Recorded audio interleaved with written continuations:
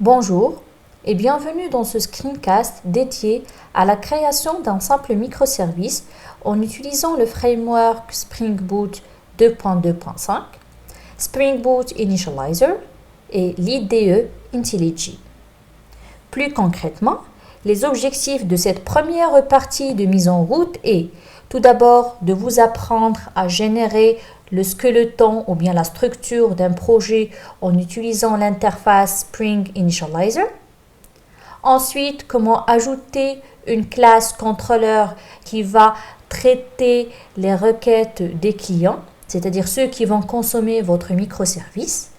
Et en troisième lieu, on va voir comment exécuter le microservice avec l'outil Maven, bien sûr dans l'IDE IntelliJ.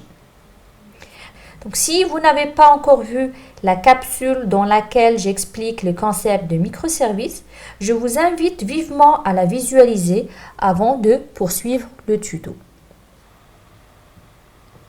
Pour créer notre premier microservice, on va se baser sur Spring Initializer.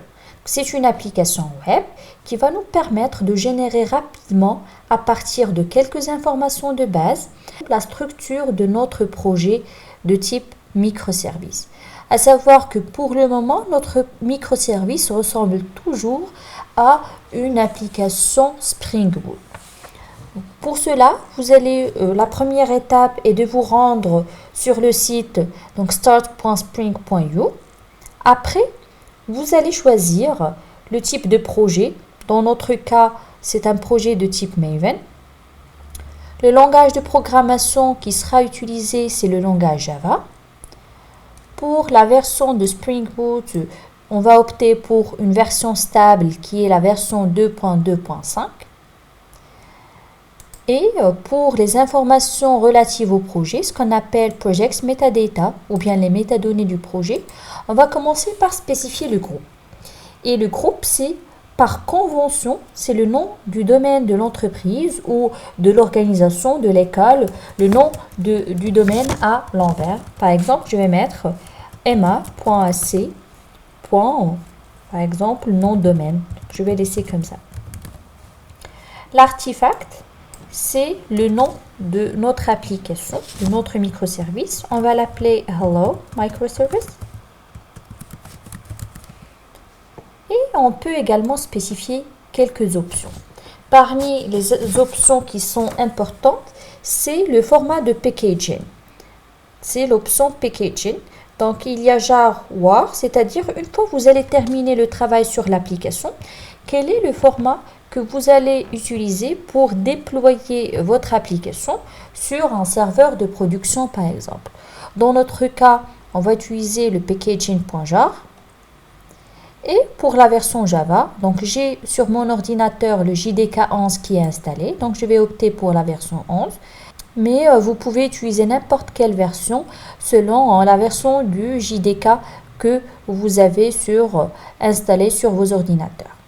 En ce qui concerne les dépendances, donc je vais sélectionner dépendance Spring Web pour créer une application, en fait un service web de type RESTful using Spring MVC modèle vue controller et aussi en se basant sur le serveur d'application Tomcat as default embedded container, c'est-à-dire c'est un serveur d'application qui sera contenu dans votre microservice. Une fois que vous allez lancer votre microservice, en même temps, vous allez lancer le serveur d'application Tomcat. La dernière étape, c'est de cliquer sur Générer pour générer le squelette du projet.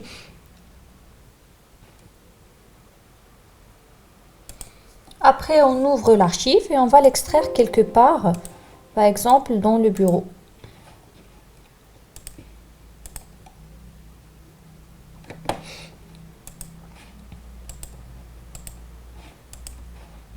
Le voilà mon projet, je vais l'ouvrir avec l'IDE IntelliJ.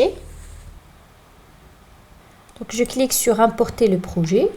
On va choisir le bureau. Après je vais sélectionner Hello Microservice et surtout je vais sélectionner le POM.xml. C'est ce qui va me permettre d'importer correctement un projet de type Maven. Je vais mettre Next. La version Java qu'on va utiliser, c'est la version 11. Et puis voilà. Maintenant, notre IDE est en train de charger toutes les bibliothèques, c'est-à-dire tous les fichiers .jar dont il a besoin, avant de nous afficher le projet. Cette étape peut prendre plus ou moins quelques minutes. Voici la structure du projet. Ce qui nous intéresse, c'est le dossier src main qui va contenir nos classes Java. Et voici le paquetage qui est généré par défaut par l'application. L'objectif de cette étape est de pouvoir générer une structure qui sera commune pour tous les développeurs ou bien pour toutes les personnes qui vont travailler avec Spring Boot, la version 2.2.5. C'est-à-dire, si vous avez un autre projet Spring Boot qui est réalisé avec 2.2.5, vous allez trouver exactement la même structure.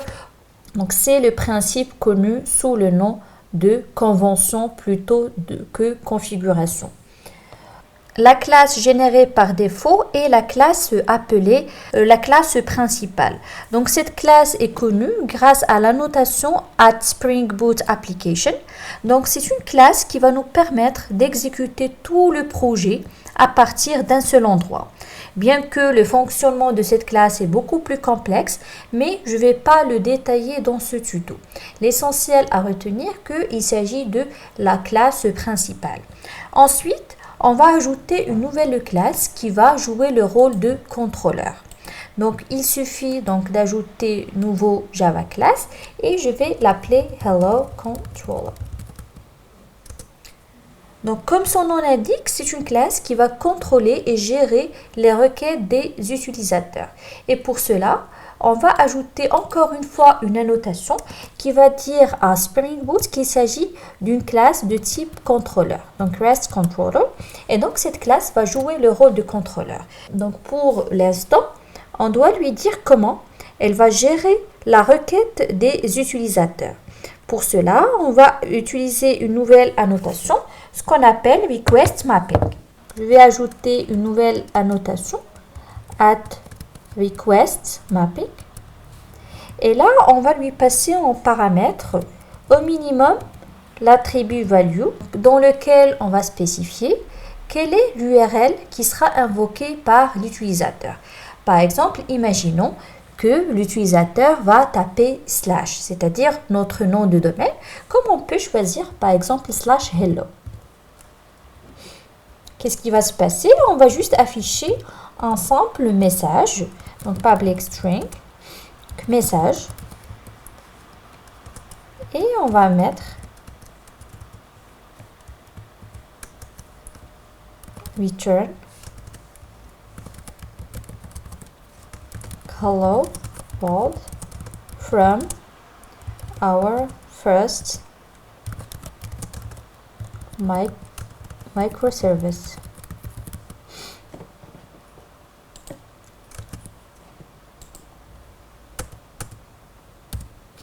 C'est tout donc pour le code de la classe contrôleur. Tout simplement, on a spécifié la notation REST Controller pour dire qu'il s'agit d'une classe qui va jouer le rôle de contrôleur.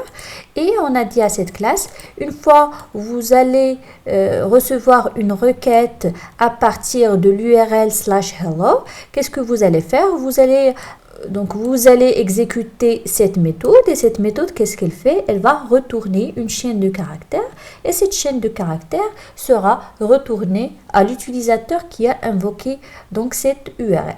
Donc pour vous donner un exemple, on va exécuter rapidement donc cette application. Pour cela, il faut ajouter la première fois une configuration. Il s'agit d'un projet Maven, donc plus Maven. On va spécifier Working Directory ou bien où se trouve notre projet. C'est dans le bureau. Et on va utiliser une commande de Maven pour exécuter le projet. Donc, Spring. Donc, il va autocompléter la commande. Donc, je vais sélectionner Spring Boot 2.run qui va me permettre donc d'exécuter une application Spring Boot. Je clique sur Apply, puis OK. Après, donc, je vais cliquer sur le bouton Exécuter.